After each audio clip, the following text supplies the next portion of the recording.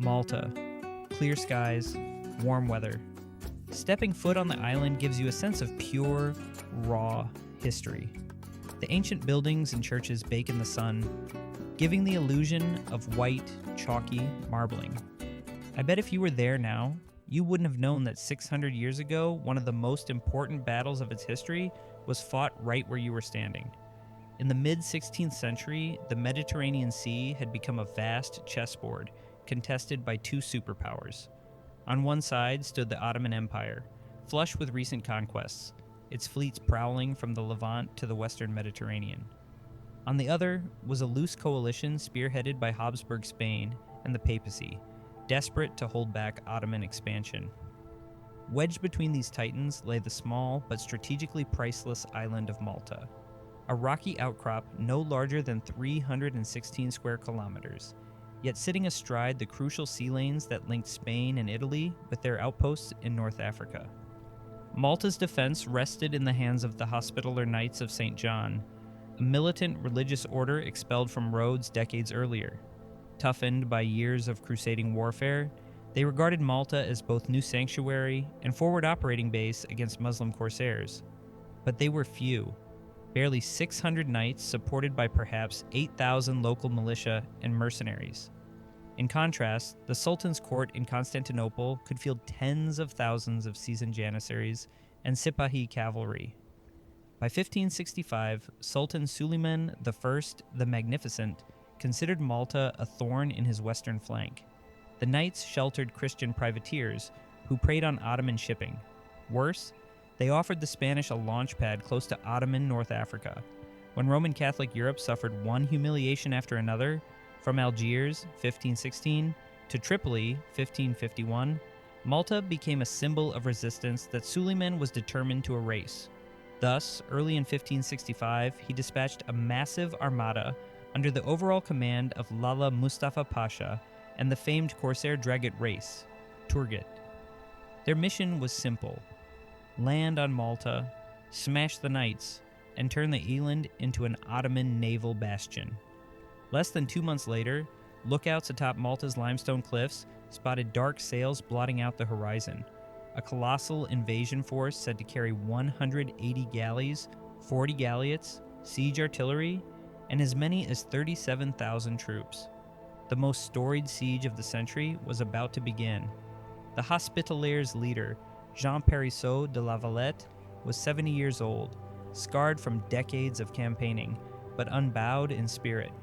He knew Malta's geography intimately: two excellent harbors split by the Mount Sybaris Peninsula, a rocky south coast vulnerable to landing, and scorching summers that could parch besiegers as surely as cannon shot. Over his 12-year rule, La Valette had pressed Rome and Madrid for funds, erecting a triad of strongholds he hoped would offset the island's manpower deficit. Fort St. Elmo sat at the tip of Mount Sybaris, commanding the entrances to both Grand Harbor and Marsamxett Harbor. Fort St. Angelo, an ancient Aragonese castle opposite St. Elmo, anchored the walled town of Birgu, the Knights' headquarters. Fort St. Michael protected Sanglea, a narrow finger of land jutting into Grand Harbor, recently walled on La Follетte's orders. Behind these bastions rose stout ramparts, cavalier gun platforms, and a lattice of dry stone walls called retrenchments, hastily thrown up by Maltese laborers. Crucially, La Valette stockpiled water and grain and trained every able islander to wield arquebus or pike. He calculated that if the knights could hold out 3 or 4 months, long enough for Spain's viceroy in Sicily, Don Garcia de Toledo, to organize a relief army, the Ottomans would be forced to withdraw. Even so, the odds looked grim. Ottoman engineers had bested European fortifications from Belgrade to Baghdad. Their bronze cannon, some throwing 100-kilogram shot, were mobile by galley and devastatingly accurate. And the knights remembered too well the fall of Rhodes in 1522, when Suleiman's artillery breached bastions thought impregnable. Malta would need every stone, every musket, and above all, La Valette's steely resolve. On 18 May 1565, the first Ottoman troops splashed ashore at Marsaxlokk Bay, on Malta's southeast coast. Within days, they established a beachhead, landed heavy guns, and began scouting the approaches to Grand Harbor. At a contentious war council, commanders debated their opening move. Dragut, veteran of countless coastal assaults, urged an immediate march on Birgu to isolate the knight's nerve center. But Mustafa Pasha, confident in raw numbers, insisted on first reducing Fort St. Elmo to secure unhindered use of both harbors. That decision, critics later called it fatal, would tie up Ottoman manpower for an entire month. On 24th May, the enemy guns opened on St. Elmo. Limestone dust and smoke billowed over the peninsula, as Turkish batteries on Mount Sibaris hammered the star-shaped fort from three sides. Inside its cramped curtain walls, barely 150 knights and 600 soldiers endured a non-stop nightmare. Parapets crumbled, defenders patched breaches under fire, and the hospital overflowed with shattered limbs. Yet each night, tiny boats slipped across the harbor, ferrying fresh men and barrels of powder from Birgu. La Valette had vowed to hold St. Elmo till it be buried beneath its ruins. The Ottomans repeatedly assaulted the breaches, only to be repulsed by exploding powder kegs, snarling mastiffs, and point-blank culverin fire. Dragut himself arrived in early June, redoubling bombardment. On 18 June, an errant splinter from a cannonball struck his head. Within days, the greatest corsair of the age was dead, a blow to Ottoman morale balanced by La Valette's heartbreak as St. Elmo finally succumbed on 23 June. The last defenders fought on the collapsed bastion until overwhelmed. Legend says fewer than 10 knights survived to swim across the harbor. The rest lay amid 2,000 Turkish casualties. When Mustafa surveyed the ruins, he realized a grim truth. One diminutive fort had cost him 4 weeks, Dragut, and perhaps a quarter of his elite janissaries. Worse, across the water, the battered banners of St. Angelo and Birgu still flew defiantly. The real siege was only beginning. With St. Elmo silenced, Ottoman artillery pivoted southward. Massive culverins and basilisk guns hauled powder black up Mount Sibaris, now enfiladed Birgu and Senglea at murderous angles. Cannonballs smashed rooftops, churches, and hospitals. Geysers of shattered masonry turned narrow streets into killing zones. Every Maltese civilian who could carry a stone joined bucket brigades or hastened to repair parapets in the searing June sun. Mustafa ordered floating bridges and siege towers constructed to storm Senglea's seaward walls. On 15th July, under a wallow of drums and cymbals, assault troops rode across Grand Harbor, only to collide with an unseen obstacle. La Valette had stretched a heavy chain boom between sunken hulks. The overloaded rafts jammed. Maltese gunners on the harbor walls poured grape shot into the massed janissaries, turning water crimson. That same afternoon, a second assault breached the landward curtain of Senglea, but defenders counterattacked with axes and firepots, sealing the gap. Daily shelling whittled defender numbers. Hospitals overflowed. Surgeons amputated limbs with red-hot irons. Priests administered last rites on the ramparts. Yet morale held. Maltese women brewed soup for knights. Slaves, promised freedom for valor, shouldered muskets. In one notorious incident, a wounded knight, too weak to fight, asked to be hoisted in a chair atop the bastion so his mere presence might stiffen the line.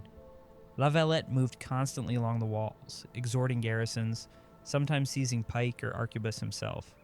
By early August, Ottoman officers realized attrition alone might yet prevail. Mustafa directed massive mining operations beneath Birgu's bastions. Knights responded with countermines, and underground chambers echoed with pistol fire and the clang of pickaxes as rival sappers fought in pitch darkness. When an Ottoman mine finally detonated under the post of Castile, the wall folded inward. A tide of janissaries charged the breach. For 2 hours, hand-to-hand battle raged amid choking dust, until a counterattack led by La Valette himself, wounded in the leg, pushed them back. The breach was filled with enemy corpses. Still, the pressure mounted. Food stocks dwindled, gunpowder stores dropped, and the relentless August heat bred disease. All eyes turned north to Sicily. Would relief ever come? Even before St. Elmo fell, La Valette had begged Don Garcia de Toledo for aid, but political wrangling in Messina delayed action.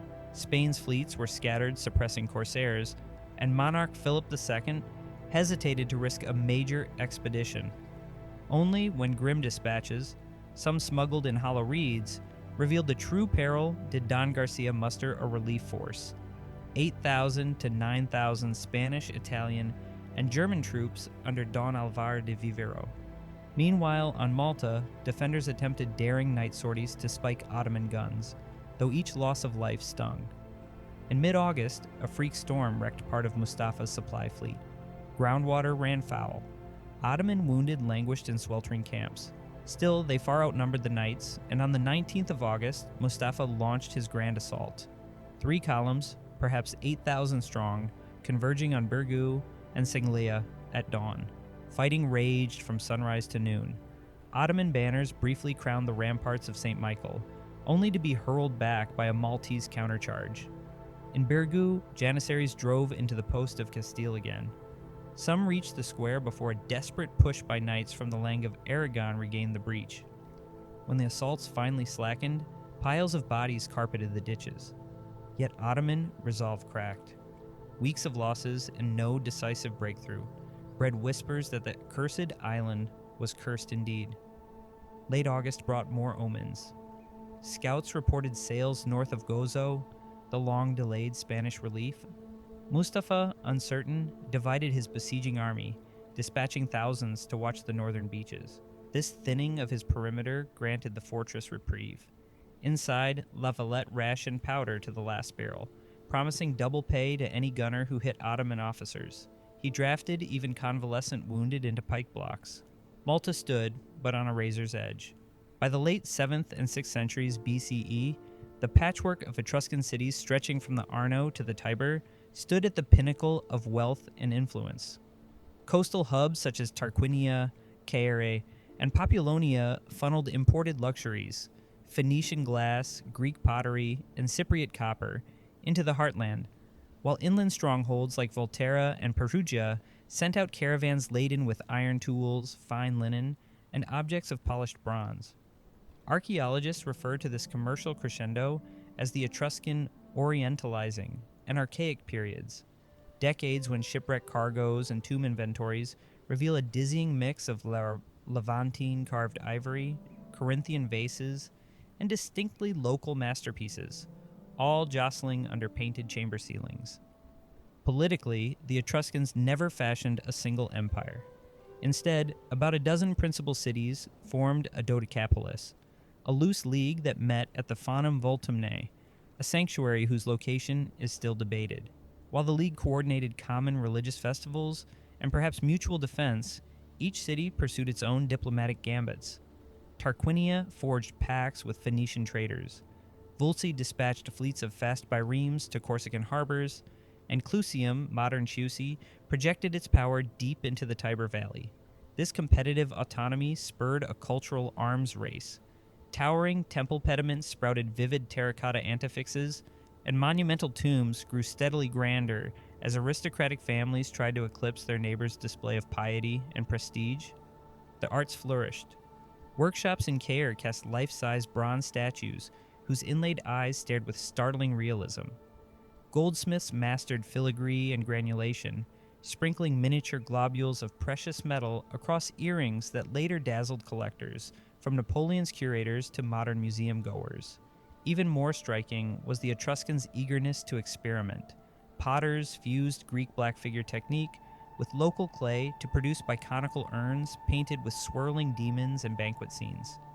Sculptors engineered terracotta roof sculptures that balanced on temple ridges, catching Mediterranean light in colors far bolder than austere Greek marble. Trade, competition, and religious exuberance thus married into an artistic explosion unrivaled in pre-Roman Italy. Peel back the gleaming facade of painted tombs, and one finds an intricate social hierarchy. At its summit stood an aristocracy of landowning clans, the Lucumones, who controlled iron mines, timber stands, and tenant farms. Their names, Velther, Arnth, Larth, echo from inscription stones lining necropolies. These elites presided over banquets memorialized on walls, men and women reclining together on cushioned couches, toasting each other with imported Attic kylikes while musicians plucked lyres and snapped castanets. Greek observers found the mixed-gender banqueting scandalous, but for Etruscans it proclaimed familial solidarity and the elevated status of noble women, who are often shown naming the deceased or presiding over libations. Below the aristocracy clustered a broad stratum of free artisans, potters, bronze founders, scribes versed in the Greek alphabet, and itinerant stonecutters who quarried massive tufa blocks for tumulus tombs. These craftsmen enjoyed modest rights, could serve in militia phalanxes, and sometimes amassed fortunes of their own, enough to build smaller but still lavish underground chambers. Beneath them, however, toiled bondspeople captured in border wars or purchased from Phoenician slavers, agricultural laborers who harvested grain on the Tarquinian plateau, household servants who ground flour and lugged water jars, and quarry gangs chiseling bedrock in perpetual dust. Their names rarely appear. Their fingerprints survive only in tool marks and the strained joints of megalithic walls. Daily diet varied by status. Nobles feasted on spit-roasted pork, venison stew thickened with farro, and honey-drizzled nuts, all washed down with wine cut by aromatics like myrtle or pine resin. Commoners subsisted on pulse, a barley porridge, supplemented with olives, broad beans, and the occasional cut of goat. Even the humblest tables, though, bore witness to religious obligation. Household shrines to Lares and ancestral spirits received bits of bread or drops of wine at dawn, reinforcing the omnipresence of ritual and Etruscan rhythm. If Greek states prized rational philosophy and Romans lionized civic virtue, the Etruscans cast their gaze upward, quite literally, searching the vault of heaven for signs. According to later Roman writers, Etruscan sages believed the universe was a vast, living text authored by numinous forces. Though we lack a surviving sacred canon, fragments preserved in Latin sources speak of the Etrusca Disciplina, a compendium of ritually revealed rules dictating how lightning bolts signaled a god's consent or wrath, how the entrails of a sacrificial sheep encoded future triumph or catastrophe, and how the sky itself was segmented into 16 sacred regions, each governed by a specific deity. The ritual professionals who interpreted these signs were the haruspices and augurs. Haruspices examined livers still warm from sacrifice, mapping blemishes, lobes, and colorations onto a clay model, the famous fegato di Piacenza. Augurs, meanwhile, watched the flight of swallows, cranes, and eagles. If a bird entered the northern octant at dawn, it might portend victory for Clusium's hoplites, but if it wheeled westward at dusk, a treaty should be delayed lest it fail. These specialists commanded enormous respect. Even Rome in later centuries summoned Etruscan diviners to read prodigies during the Second Punic War. Yet their power lay in interpretation, not dogma. For the Etruscans, fate was negotiable. A rightly timed sacrifice could avert thunderous doom. A wrongly conducted burial might unleash chthonic furies called Vonth and Charun to torment the dead. Funerary beliefs interlaced awe with dread.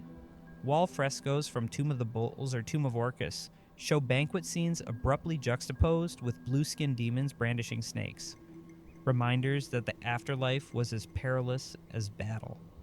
A nobleman needed not only wealth for grave goods, bronze cauldrons, ivory-handled razors, gold libation cups, but also ritual correctness to navigate the underworld river.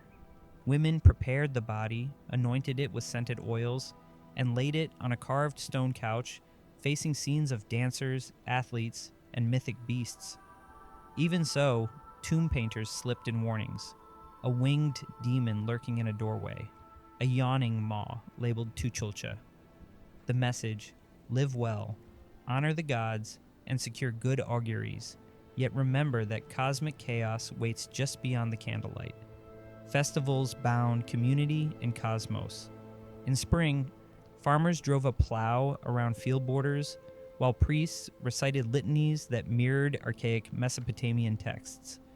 Evidence, perhaps, of remote Eastern influence delivered by Phoenician traders. During the high summer Voltumnaea gathering, city magistrates renewed treaties before an oak effigy of the deity Voltumna, or Vertumnus. then feasted while haruspices proclaimed omens for the coming campaigning season. Lightning-struck trees were left uncut. Unusual comets triggered citywide fasts.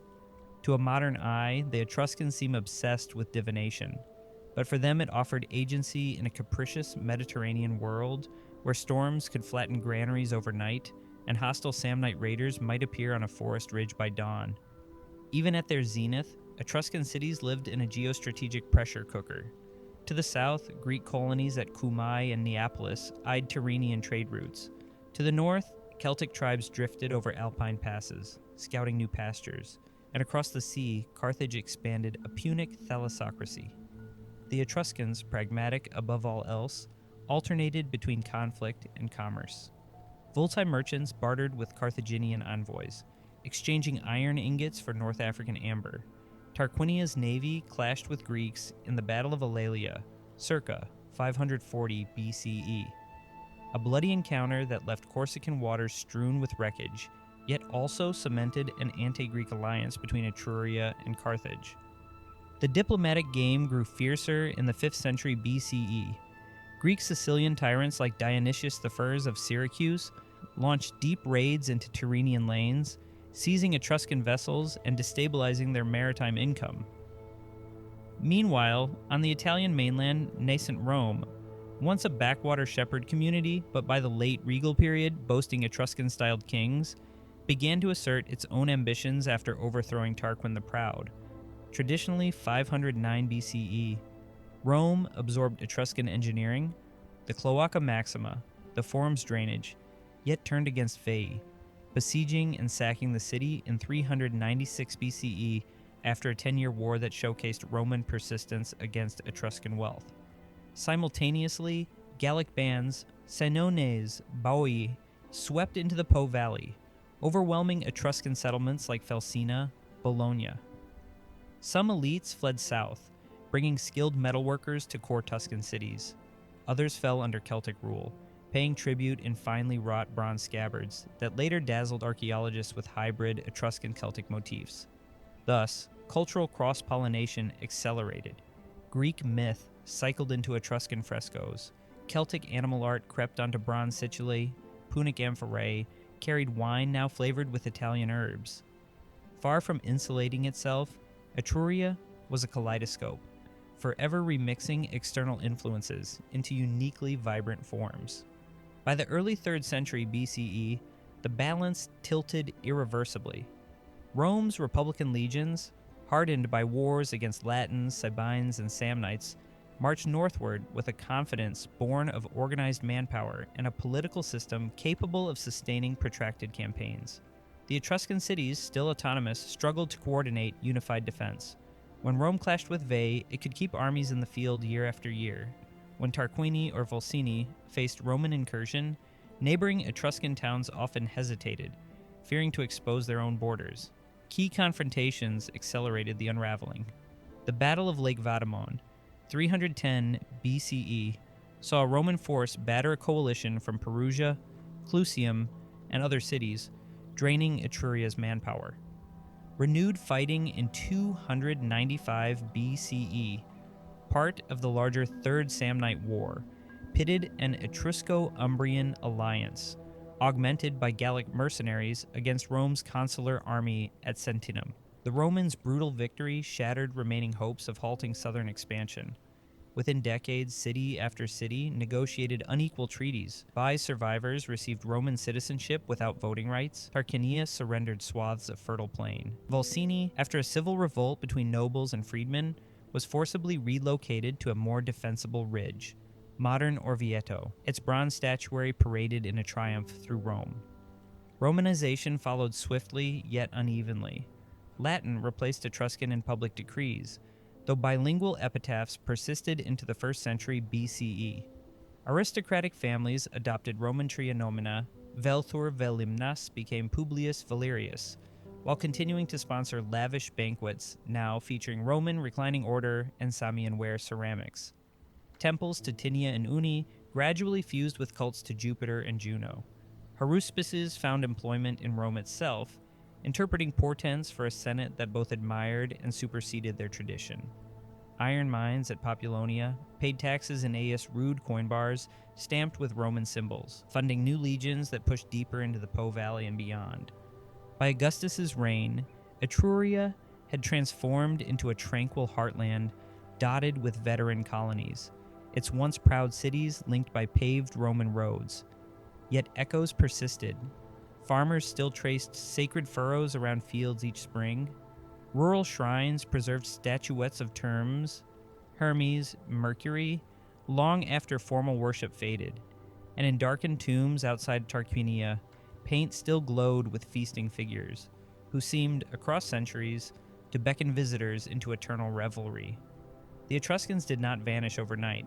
Rather, their language, customs, and bloodlines seeped into Roman identity until disentangling them became impossible.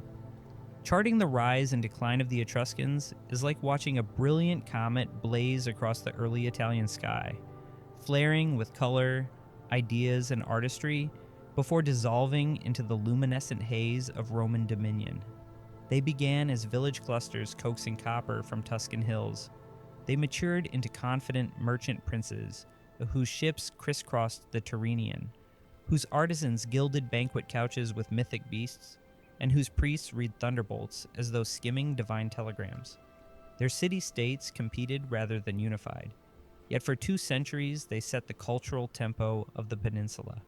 Engineering stone arches, Rome would later claim, mapping necropolies that still astonish with their scale, and defining female agency in ways that scandalized and perhaps inspired their Greek contemporaries.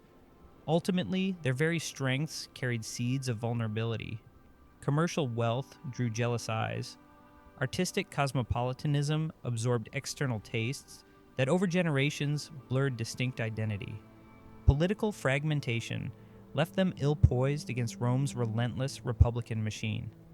By 265 BCE, the last independent Etruscan stronghold had folded into Rome's orbit, and Latin inscriptions outpaced Etruscan script before Julius Caesar drew his first breath.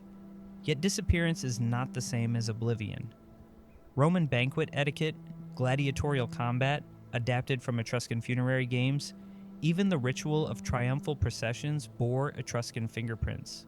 The she-wolf suckling Romulus and Remus, that quintessential Roman emblem, is cast in the bronze style of an Etruscan workshop. Today, each new tomb excavation outside Cerveteri or Chiusi unpacks another verse of a half-forgotten epic. DNA analyses trace lineages from Anatolian coasts to Tuscan hills, reviving debates Herodotus began 2,500 years ago. Epigraphers still wrestle with untranslated inscriptions, brief flashes of everyday chatter frozen on bucchero bowls, hoping one day to hear the Etruscans speak for themselves rather than through Greek or Roman pens. And travelers wandering the Tomba dei Leopardi or the cliffside city of Pitigliano feel the frisson of standing at a doorway where 2 worlds met. One, a vibrant league of divination-obsessed mariners. The other, the ironclad republic poised to vault from regional power to Mediterranean empire.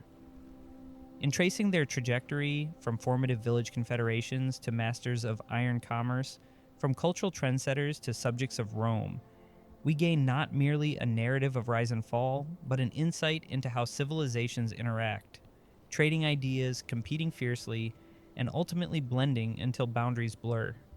The Etruscan story, then, is less a cautionary tale of defeat than a testament to cultural persistence. Even absorbed, they whispered through arches, inscriptions, and myths, shaping the very Rome that supplanted them, and by extension, the Western world that still walks beneath the invisible constellations their augurs once traced across the Tuscan night.